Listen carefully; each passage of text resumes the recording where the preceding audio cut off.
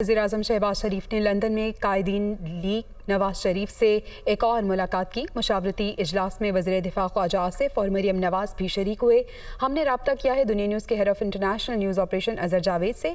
जेज़र बताएगा, एक ही दिन में 2 मुलाकातें, क्या मुशावरत हो रही है?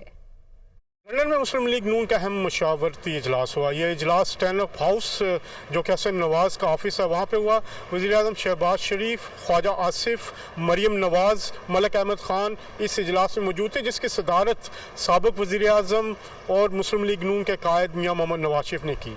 इस इजलास में अहम फैसले ले लिए गए हैं और ये फैसला किया गया है, जो ज़राए हमें बता रहे हैं अंदरूनी कहानी के मुताबिक, कि ये तकरीरी अगले हफ्ते मूव किए जाने का फ़ैसला किया गया है।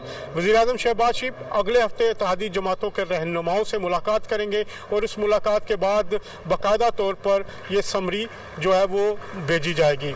अहम फैसला एक और कि साबिक़ वज़ीर-ए-आज़म नवाज शरीफ को डिप्लोमेटिक पासपोर्ट इशू कर दिया गया है। इसका फैमिली ज़राए तस्दीक कर रहे हैं और ये भी फैसला हुआ है कि नवाज शरीफ जो हैं वो इसी बरस वतन वापस जा रहे हैं। ये एक अहम खबर होगी मुस्लिम लीग नून के लिए भी और पाकिस्तान की सियासी मंजरनामे के लिए।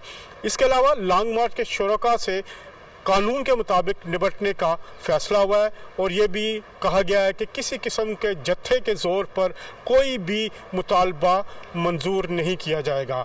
इसके अलावा आम इंतखाबात के हवाले से जो बात हुई कि आम इंतखाबात अपनी मुकर्ररा मुद्दत पर ही कराए जाएंगे और साबिक़ वज़ीर-ए-आज़म नवाज शरीफ ने इस इजलास में वाज़े किया कि इत्तेहादी जमातों के साथ मिलकर इक़्तिसादी सूरत हाल को बेहतर बनाया जाएगा।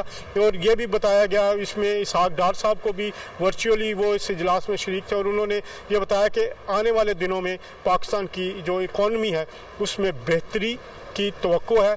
शहज़ादा मोहम्मद बिन सलमान आ रहे हैं, सऊदीया की तरफ से एक बड़ी इन्वेस्टमेंट आ रही है, सीपेक बहाल हो रहा है, तो इस हवाले से पाकिस्तान की इक़्तिसादी सूरत हाल बेहतर हो रही है। अहम इजलास के बाद कल फिर यह मुशावरत होगी और इसमें ख्वाजा आसिफ साहब से जो बात हुई, उनका कहना था कि कल वो मीडिया से बात करके इसके जो फैसले हैं उस हवाले से आगाह करेंगे। तो ये थी अब से एक ताज़ा तरीन।